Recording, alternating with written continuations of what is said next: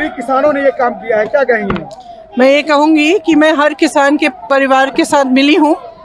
उन सब ने कहा है, वहाँ पे चश्मदीद गवाह हैं, वहाँ पे एक पत्रकार भी थे और पत्रकार भी थे। पत्रकार का परिवार भी कह रहा है कि उन्होंने आँखों से देखा है कि ये लड़का वहाँ था। हम उनकी बात क्यों ना माने? हम क्या सिर्फ सत्ता में बैठे हुए मंत्री और भाजपा के मंत्री की बात मानेंगे? क्यों? जी, उन्होंने ये भी कहा कि अगर दूसरा कोई मंत्री होता तो शायद FIR ना होती, लेकिन हम जांच भी करवा रहे हैं, अपने बेटे के ऊपर FIR भी हुई है। आपने कभी देश के इतिहास में या दुनिया के इतिहास में आपने देखा है कि एक अपराधी को पुलिस निमंत्रण दे रही है कि मेरे पास आके मेरे से बात करिए? कभी देखा है आपने? किस देश में देखा, बताइए? कौन से केस में देखा है कि अपराधी को समन्स द्वारा निमंत्रण दे दिया जा रहा है कि आप आके हमसे बात करिए? पुलिस उसको गिरफ्तार क्यों नहीं करती? मुझे तो कर लिया था ना बगैर FIR के, मुझे तो 3 दिन कैद कर लिया था, तो उसको क्यों नहीं कर सकते? और हम उनके पिताजी की बात क्यों माने?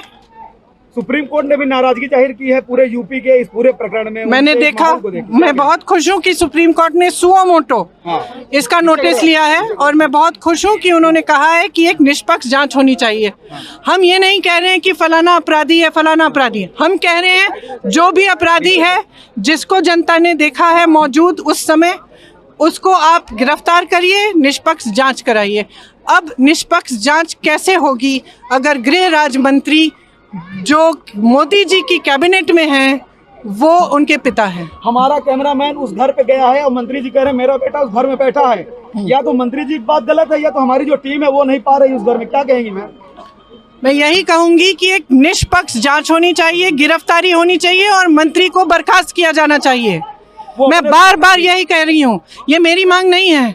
ये जो परिवार है, क्या कहते हैं वो मुझे, मैं कल गई, परसों भी गई उनके घर, सब ने कहा हमको एक भी पैसा नहीं चाहिए, हमें मुआवजा नहीं चाहिए, हमें न्याय चाहिए।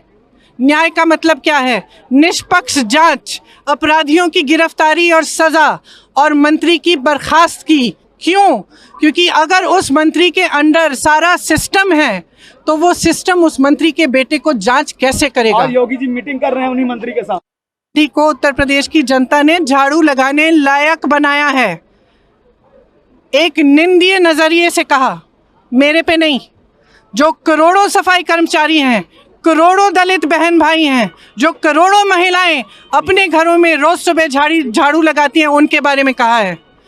तो आपने एक ऐसा नजरिया हमारा मुख्यमंत्री रखता है, कैसी मानसिकता है उनकी इस तरह से कि वो इस तरह की बात करते हैं। आपने एक मैसेज दिया मैम उनको कि आप ये काम करके आप दलित बस्ती में आए, बड़ी बात है, तो क्या है कि उनको जवाब था ये मुख्यमंत्री को?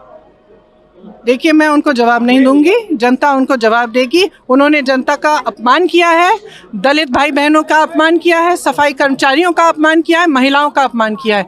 मैं वाल्मीकि मंदिर में झाड़ू इसलिए लगाने गई ताकि उनको मैं उनकी मानसिकता बदलूं कि वो समझें कि झाड़ू लगाने में कोई बुराई नहीं है, स्वाभिमान से करते हैं करोड़ों इंसान इस काम को। ये स्वाभिमानी काम है, ये बताने के लिए और ये दिखाने के लिए मैं यहाँ आई।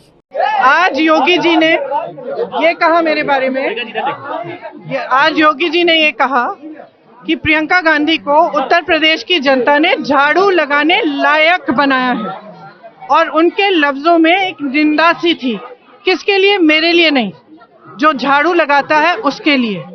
जो करोड़ों महिलाएं सुबह उठ के अपने घर में झाड़ू लगाती हैं, जो करोड़ों दलित भाई बहन सफाई कर्मचारी हैं जो झाड़ू लगाते हैं, जिनके बिना ना ये बड़े बड़े शहर चलते हैं, ना नगर चलते हैं, ना कुछ चलता है, उनका अपमान किया उन्होंने।